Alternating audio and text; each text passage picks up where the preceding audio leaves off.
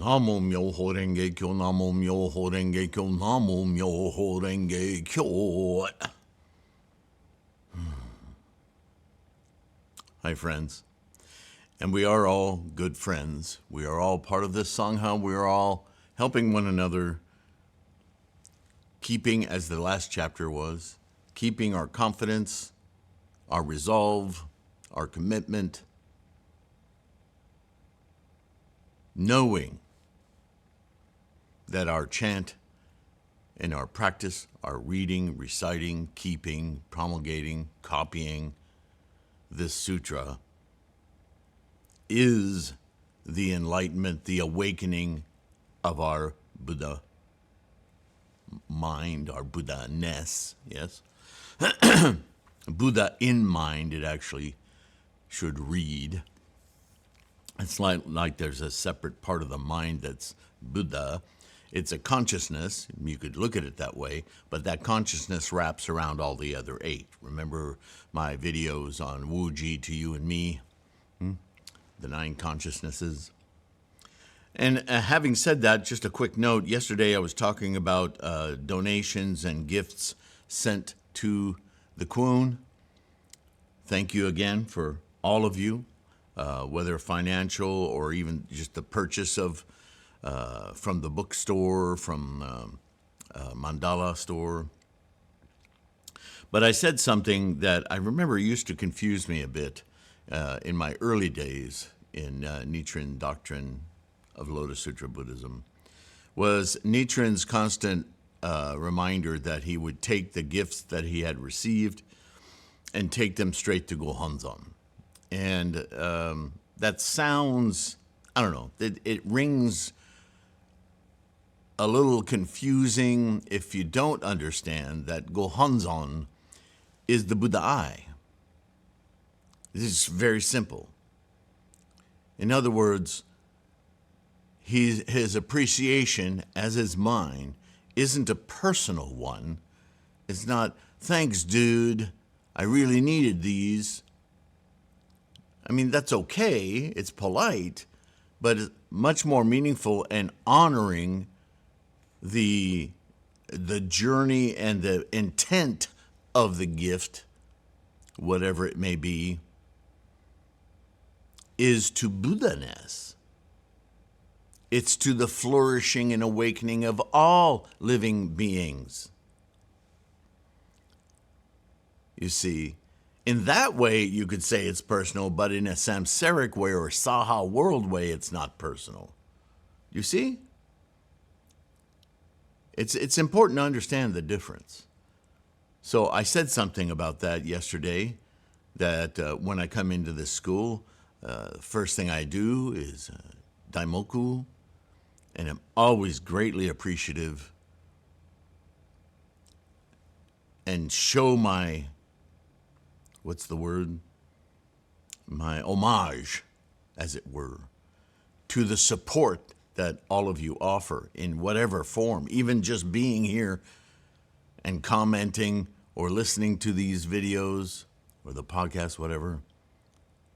This is all an honor and an homage to Buddha. Something which, when I face my Butsudan and I chant to my mandala, I open that Buddha eye, that Gohonzon, and I let it be known to the Tathagata that there is support here from a genuine Sangha of wonderful individuals all seeking Tathagata. So that's what that, see, language can obfuscate as much as it can direct or enlighten, yes? So I just wanted to get that out and make sure you all understood that. Comportment and Peaceful Practices. Kind of going to talk about it some more. You see the arc of the Lotus Sutra? It's so slowly ramped up from several chapters, the first 9 chapters, about expedient means. You guys haven't gone all the way. You need to make up your mind and get serious. And now, boom, in the middle of this Lotus Sutra, this is how you do it. This is what happens when you do it. This is how now, chapter 14, Comportment and Peaceful Practices, it doesn't mean how to be spreaders of peace. Peaceful Practices means calm down, enjoy, savor your practice. How should you comport yourself as a Lotus Bodhisattva of Tathagata, of Buddha-ness? So further instructions on how we should lead our lives in the practice of reading, reciting, copying, dispersing, honoring, paying homage to, all of the things that he continuously repeats about this sutra. At that time, the Bodhisattva Mahasattva Manjushri, the Law King's son, spoke to the Buddha, saying, "World-honored one, rare indeed are such bodhisattvas as these.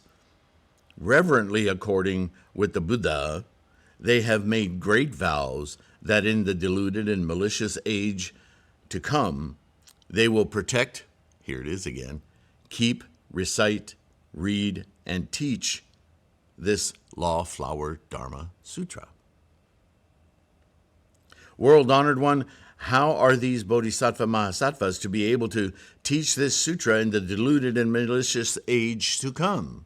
Certainly it's occurred to Manjushri that the fifth 500-year period after the Buddha's extinction is a long way off. So even though all well-meaning, all these bodhisattvas, will take care of it, we'll teach abroad, don't worry, don't you have any anxiety, we'll take on the mantle, we'll make sure it's taught in the future. I doubt they have a 2,500-year lifetime. Thanks, Manjushri. So the Buddha addresses Manjushri and he says, if any bodhisattva mahasattva desires to teach this sutra in the deluded and malicious age to come, he should be steadfast in the 4 methods. Okay, he's not really answering the question. He's using the opportunity to say, okay, if you really want your impact, your influence in teaching this sutra, here is how you must go about it. Okay, that's a valid, it's not an answer to the actual question, but it's a valid point to make. If we have any hope of getting there, we should be teaching in this way. And certainly, as he's already pointed out many times, your influence will last beyond this life. So he's sort of answering Manjushri, yeah? All right. If any bodhisattva desires to do this, they need to be steadfast in 4 methods. First, steadfast in bodhisattva spheres of action and intimacy, so that he may be able to teach this sutra to living beings. Manjushri, why is this called a bodhisattva mahasattva sphere of action?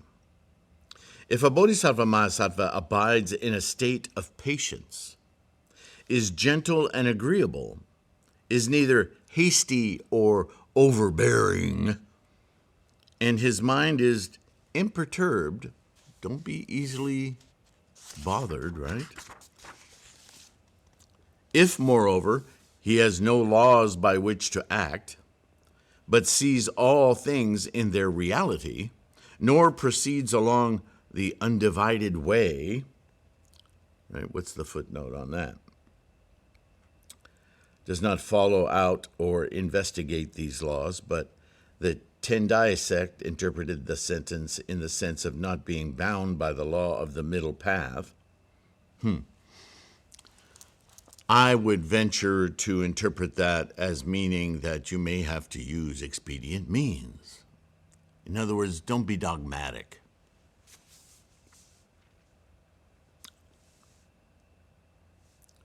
Why is the other termed, but sees all things in their reality, nor proceeds along undivided way? This is termed a bodhisattva mahasattva's sphere of action. In other words, this is the realm you need to be in as a bodhisattva to be an effective promulgator of this method, this sutra. Why is the other termed a bodhisattva mahasattva sphere of intimacy? A bodhisattva mahasattva is not intimate with kings, princes, ministers, and rulers, right? You're not looking to be buddies with the spheres of power, the mechanisms of government and politic. On a personal level, if they want to know about the Lotus Dharma Sutra, that's fine. But that's not an intimacy. That's a relationship of parent, sovereign, teacher, right? We're not buddies. I'm helping you discover and learn your own path to enlightenment. Doesn't matter to me if you run the country or if you run your mouth. It doesn't matter. What matters is your path to Buddha-ness. Nor intimate with heretics, the Brahmacarans, Nirganthas, and so on. These are like the Jains, or, in other words, don't think of yourself as the great converter. If there are people practicing incorrectly, don't buddy up with them. That's useless. That's a waste of your energy. If they are acting heretically, practicing even Nichiren's doctrine incorrectly, obviously, unless they come to you, you shouldn't have anything to do with them. They're bad friends. They're bad intimacy. In fact, it's not to be intimate, right? That's the point of the sphere of intimacy, because it can delude you, influence you. So stay away from it. That only presents itself as a challenge if they come to you. Concentrate your activities on educating those who are willing. Follow? Nor with composers of worldly and outside literature or poetry, nor with lokayatas and anti-lokayatas. These are heretics who accord with the ways of the world or oppose the ways of the world. In other words, again, these are people who are full of themselves. Oh, I'm a realist. I don't need to chant or do any of that. Don't let those people come to you out of a desire and curiosity about Buddha. You are not the great converter. You do not walk on water. You are not the great authority. You are a bodhisattva. You are the great assister. You are the great facilitator. You are the great source of knowledge. You are the great exemplar of walking the Saha world, conscious, ninth consciousness of the Buddha way. All of those other situations are confrontational. Why make it your business to be confrontational? No need.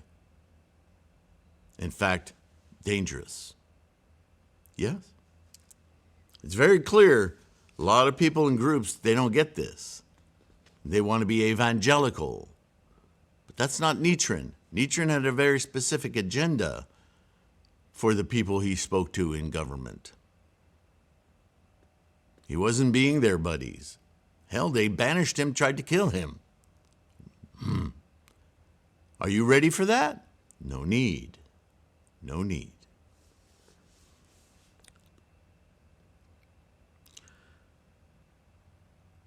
Nor does he resort to brutal sports, boxing, wrestling, nor to the various juggling performances of nartakas and others.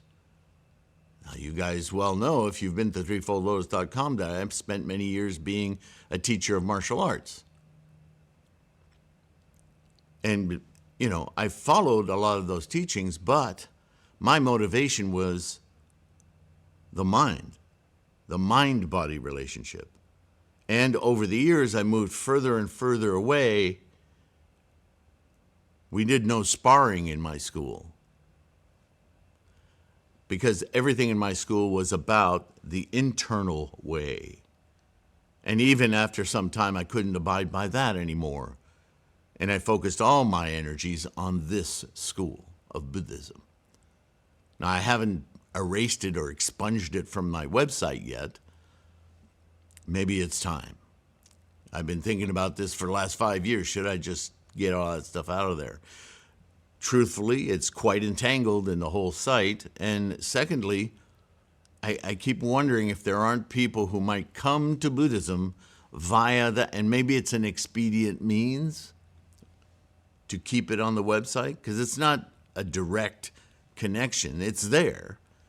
But you know what? I'd love to hear from you guys. Do you think it's a detriment to keep that on there? Perhaps I should just remove all of that, make the threefoldlotus.com site purely about Lotus Sutra Buddhism, or Buddhism in general. I mean, Bodhidharma was an Indian Buddhist who went to China to help the Shaolin priests, monks, improve their health so that they could be more effective meditators. The connection is there. Am I the one responsible to keep it alive? I don't know. So I'd be curious to know what your thoughts are. Again, talking about the sphere of intimacy. Nor does he consort with kandalas, one who kills, a butcher, fisherman, hunter, and so on. In other words, we know this from the Eightfold Noble Path, right? In fact, I almost started this lecture talking about comportments being very much the evolution of the Eightfold Path. Not to say that if you go fishing to feed your family or yourself, that that's terrible. What we're talking about here is people who profit from it. Keepers of pigs, sheep, fowl, and dogs, hunters, fishermen, and those engaged in these deluded and malicious pursuits. Again, understanding that these are done either for pride, right? Throw away the animal and put the head on the wall. Ugh. Egregious disrespect for life, yeah? But if you feed your whole family for a winter on the killing of an elk, then you're doing the honorable thing. You're keeping your family alive. You're part of the cycle of life on the Saha world. There's a big difference in, and I'll say it again, Buddhism is about attitude and intent. What are you doing that for? And a bodhisattva doesn't want to be buddied up with somebody who profits from killing.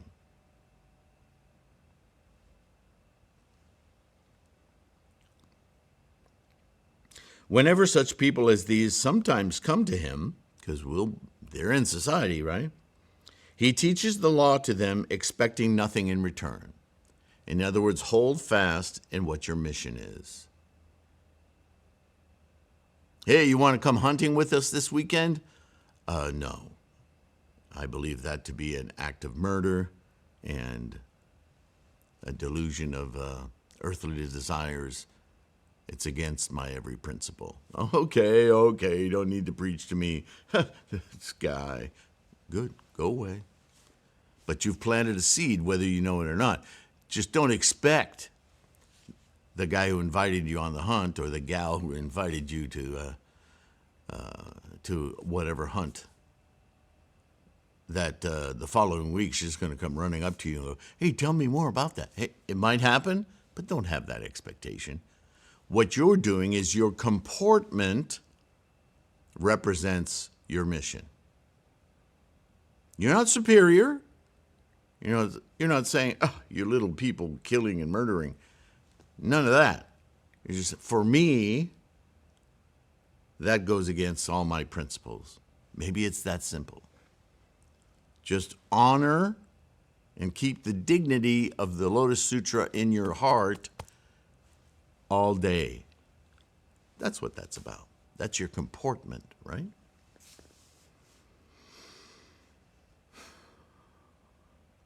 Further, he does not consort with bhikshus, bhikshunis, and male and female lay devotees who seek after sarvakaship, nor does he address them neither in a room, nor in a place or place of promenade, nor in the hall does he dwell or stay with them. Right? Nichiren talks about this all the time, right? Because he was faced with it in Japan. You don't go to a meeting place where, oh, look, all the different kinds of Buddhists are here. Let me go buddy up with them. No. By doing that, you are, remember your dignity. This is the ultimate teaching of Buddha. By consorting with these lesser vehicle Buddhists, whose goal is the lesser vehicle, you're putting a stamp of approval on them. Yes. Again, I'm not saying we're superior. I'm saying take your practice that seriously, that you would not want your reputation sullied by consorting with this whole bunch. What if you're not a Buddhist and you see this Buddhist gathering and, oh, that's all these different kinds of Buddhists? I mean, why don't I see anybody from the Nichiren school here? Oh, well, they think they're better than everybody. They don't come to these meetings. If I heard that, being a non-Buddhist, I'd search them out. I think, oh, interesting. They're not playing the punch bowl game. They must know something that the rest of these don't. I'm curious. That's who I'm seeking out. I'm not going to the party. Do you see how it works? Dignity. Not John dignity, not Sylvain dignity, although that comes with the package. The dignity of what it is you are pursuing and doing. Buddha.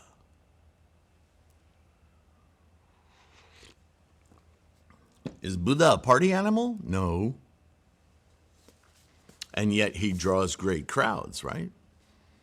Unfathomable crowds.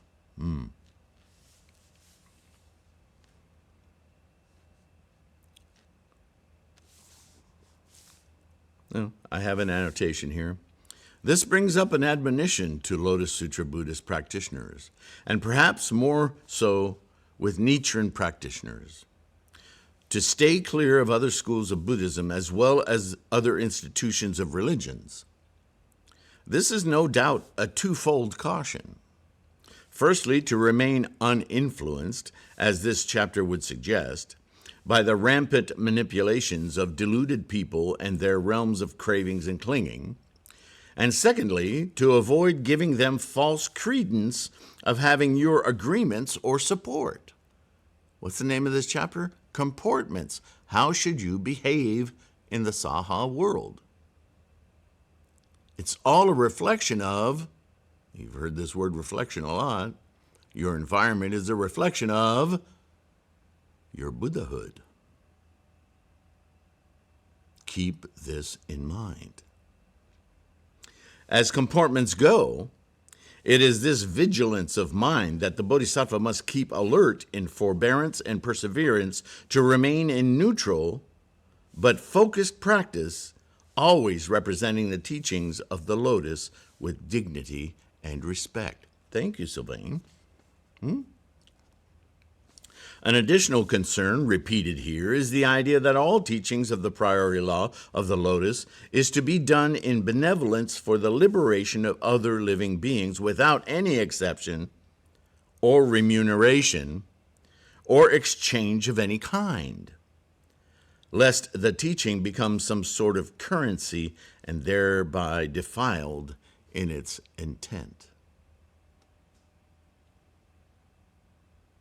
I've seen this happen a lot with sex. Oh, it's not spoken of that way, but that's what it is. If at any time they come to him, this is not me now, If at times they come to him, he takes the opportunity of teaching the law, expecting nothing in return. Now, they may offer donations or food and so forth.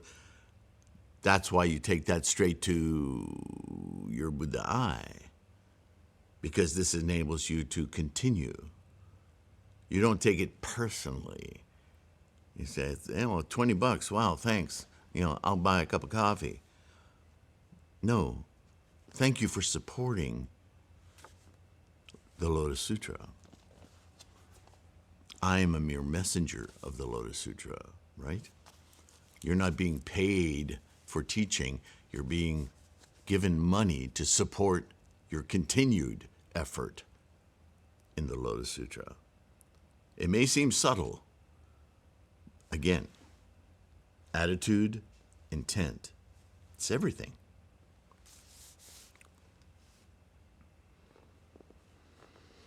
Manjushri.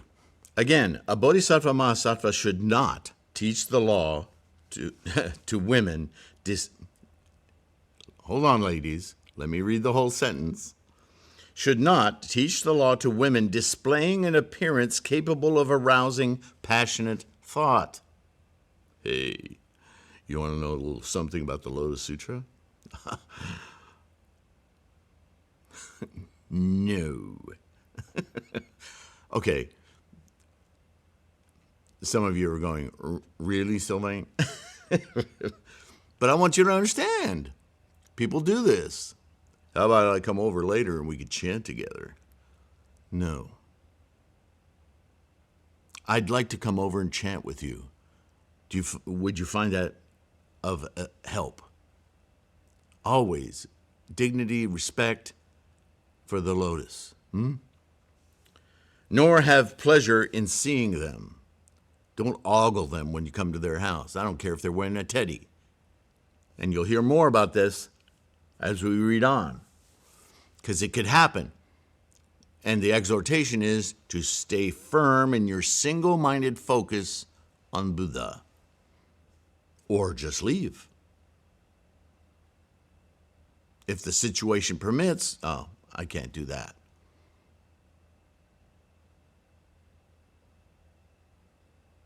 I appreciate that you're a loving being, but your love is misdirected.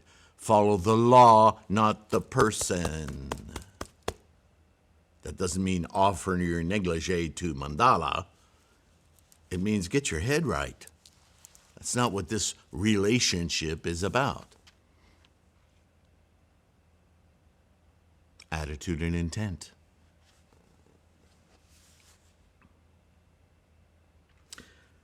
Another note from me. Notice that in the early days of Buddhist teachings, monastic buildings were created to isolate the sexes physically in order to quell this intrinsic mechanism of breeding, attractions, etc.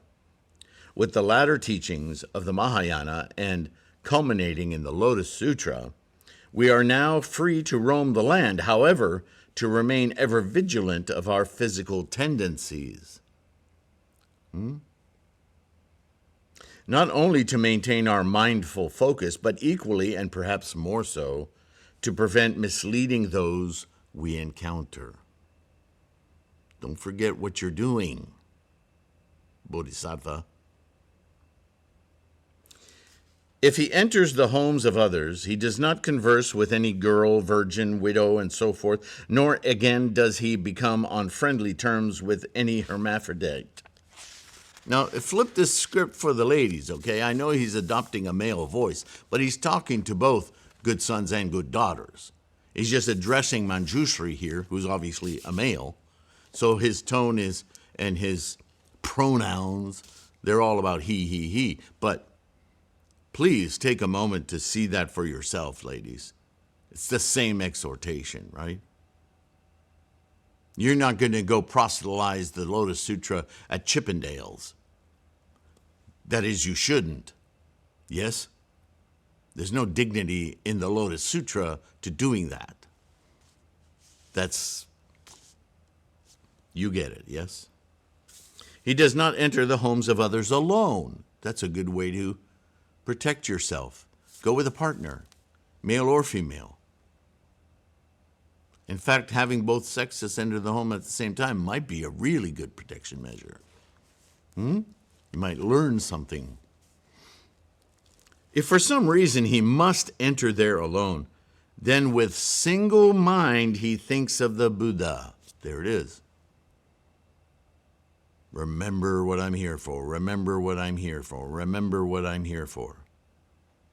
Stay vigilant in mind. Attitude, intent. Attitude, intent. If he teaches the law to women, he does not display his teeth in smiles, nor let his breast be seen, nor even for the sake of the law does he ever become intimate, how much less for other reasons.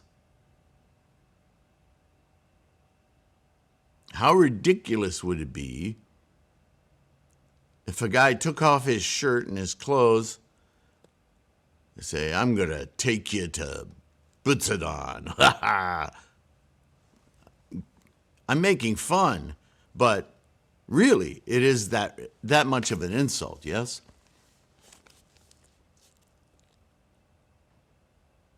My mind, even think about this stuff, my mind goes to dark places. You understand what he's saying, right? He takes no pleasure in keeping young pupils, shramaneras, and children, nor has he pleasure in being with them as teacher, but ever preferring meditation and seclusion, he cultivates and controls his mind. That doesn't mean pratyeka Buddha. That doesn't mean go off and search Satori, as we talked about last time. Simply that you have to maintain the proper attitude and intent of a representative facilitator of Lotus Sutra practice. If that starts to decay, go right back to Buddha or leave. Because you will defile the teaching. Why would you want to do that? Incredible importance on this point. Manjushri, this is termed the first grade or sphere of intimacy of a bodhisattva. Further, a bodhisattva mahasattva contemplates all existences as empty appearances as they really are. Right? Question yourself. If you're being influenced, if your mind is going, go back to the pillars of the teaching. What am I so attracted to? There's nothing there. Why am I being drawn to? Darakuten no Mao is filling my head with stupidity. Mara, it's working me. Right?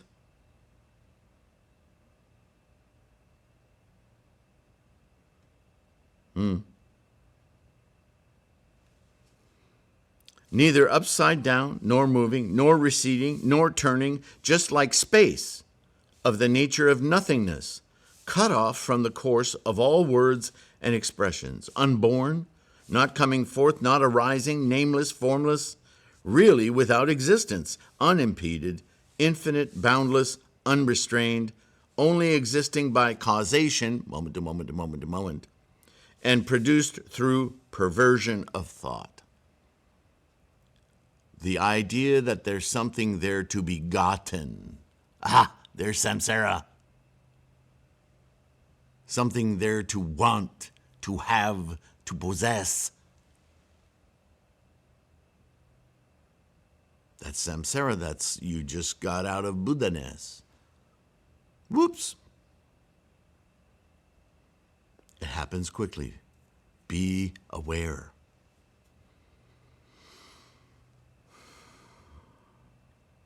Therefore, I say constantly to delight in the contemplation of things or laws, such as these is termed a bodhisattva mahasattva's second sphere of intimacy.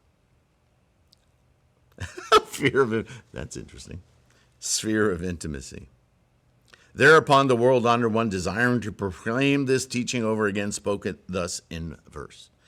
If there be any bodhisattva who in the future deluded and malicious age, with fearless mind, desires to teach this sutra, he must occupy his proper sphere of action and his proper sphere of intimacy, constantly avoiding kings and princes, ministers and rulers, brutal and dangerous performers, kandalas, heretics, brahmacarins, nor does he consort with men of arrogance who are fond of studying the Tripitaka of Hinayana, with commandment-breaking bhikshus, arhats only in name, or with bhikshunis fond of jocularity, or with female disciples who, through sensuousness, seek present nirvana. He consorts with none of them. But if such people as these, in goodness of mind, come to the bodhisattva to hear the Buddha way, then the bodhisattva, with fearless mind, cherishing no expectations, should teach the law to them. As you've heard me say over and over again, if people come to you curious about the Lotus Sutra, then by all means, but be watchful. They may use that as a ruse. Humans are clever. Be mindful of your comportment. This is truly a teaching for a Lotus Bodhisattva, because a Lotus Bodhisattva isn't confined to a monastery. A Lotus Bodhisattva is a Bodhisattva who courses in the Saha world.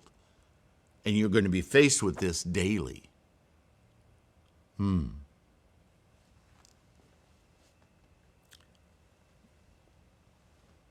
Widows and virgins and all sorts of eunuchs he never approaches for close friendship.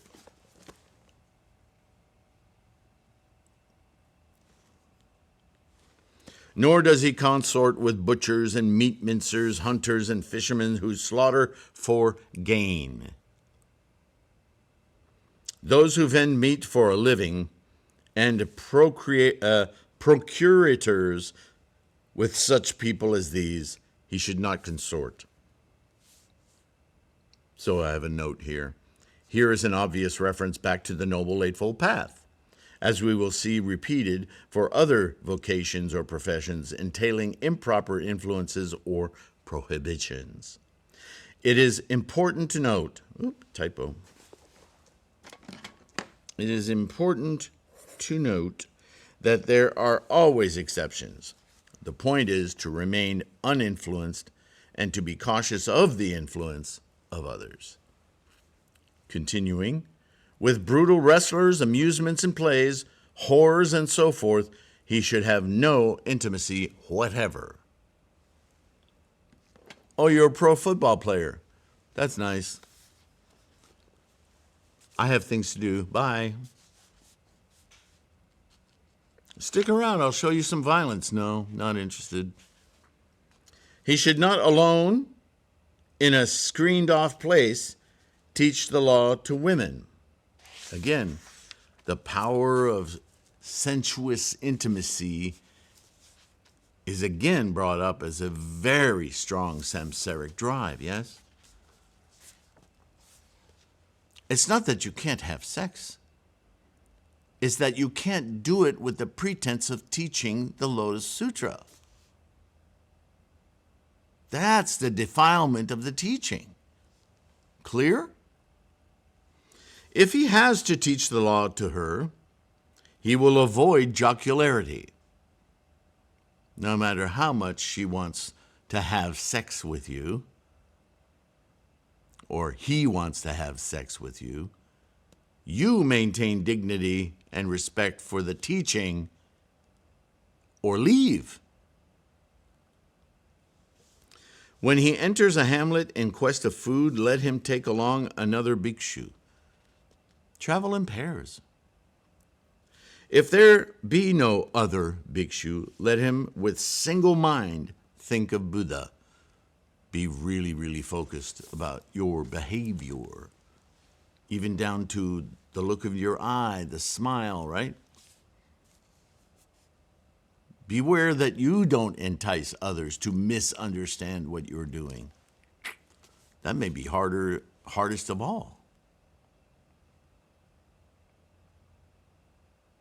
These then are what are called the spheres of action and of intimacy. Maintaining these two spheres, he can teach with peace and joy. Now we get to the second part of the title.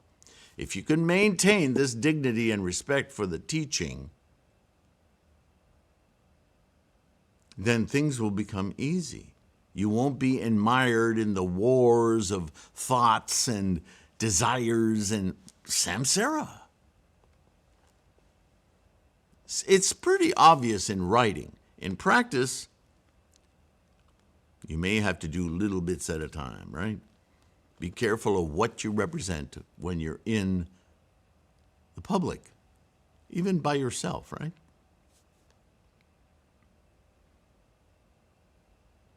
And if, again, he does not observe the laws, higher, middle, or lower, active or passive, laws real or unreal, also, if he does not discriminate, this is a man or this is a woman, if he discovers no laws, nor recognize nor sees them, this then is called the bodhisattva's sphere of action. All laws or things are empty and non-existent, without permanence, neither beginning nor ending. This is named the sphere to which wise men resort. Everything's happening moment to moment to moment to moment to moment. No permanence anywhere. The perverse discriminate all laws as either existing or non-existing, real or unreal, produced or non-produced. Let the bodhisattva abide in seclusion, cultivate and control his mind, and be firmly fixed and immovable as Mount Sumeru. Does that mean being alone? No, that's about your mind being unswayed, unpulled, uninfluenced. Be a solipsistic, as much as that word can be close to what I mean, while in the group. There's a word in Japanese, and I've used it as a suffix to my name in many in books and other places, for a bodhisattva amongst the people. They call it nyudo. And to me, that's what we all are.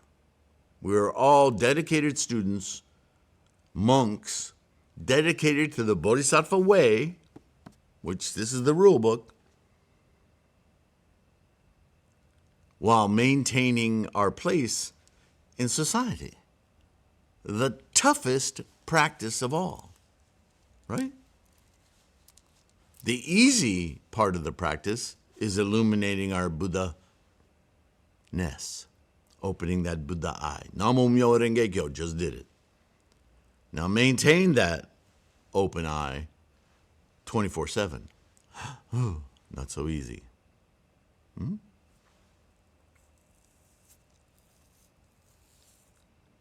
Contemplating all laws as though they were not, as if they were space, without solidity, neither produced nor coming forth, motionless and non-receding, ever remaining a unity in each moment, moment to moment to moment. All laws, all experiences, all dharmas are momentary instantiations of potential. If you see them as potential, then they don't have to grab you. It's a choice, and you can make a choice to be secluded, unimpaired, uninfluenced, unperturbed, imperturbed. You heard him say it. That's what it means. This is named the proper sphere of intimacy. Think of the sphere of intimacy as sort of a force field, like a lens that lets your mind observe constantly the unreal samsaric bubbles unaffected. See it for what it is. If any bhikshu after my extinction enters this sphere of action and sphere of intimacy, when he teaches this sutra, he will have no timidity or weakness. When the bodhisattva at times enters a quiet room and in perfect meditation contemplates things in their true meaning and rises up from his meditation to kings of nations, princes, ministers, and people, Brahmins and others, reveals, expounds, and teaches this sutra, his mind shall be at ease and free from timidity and weakness. If you can hold on to this enlightenment, this open Buddha eye, and see reality for what it is, the sparks from a sparkler, yeah? Manjushri. This is called a bodhisattva's steadfastness in the first method. He is then able in future generations to teach the Law Flower Dharma Sutra. In other words, this is the influence, this is the history, this is the projected influence of the correct practice. Right? Not an easy task. A high bar. Has he really answered Manjushri's question? No, but he sure used it as an opportunity to make everybody who vowed to keep this in future ages think about what they're saying. That's it for this reading. This is a longer chapter, but oh man, is there a lot of information in it. You could take that chapter and make a book of it just as something to review every day. At night when you go to bed and you're doing Gangyo, read through it and see, am I measuring up? Oh, yeah, I guess that does refer to that. Man, this isn't as easy as I thought, right? Anyway, I wish you all the success in your practice. I know that you can do it. I know that you are doing it being here. So I have to thank you once again for your support, for your practice. Every means of support that comes into this Sangha, this school, I'm quick to appreciate and report to Buddha, Tathagata, the fine work that this Sangha is doing. All the links in the description, you know what to do. With great appreciation and thanks, take care of your health, please. Keep your practice strong, and we'll continue with this chapter in the next one. Bye for now.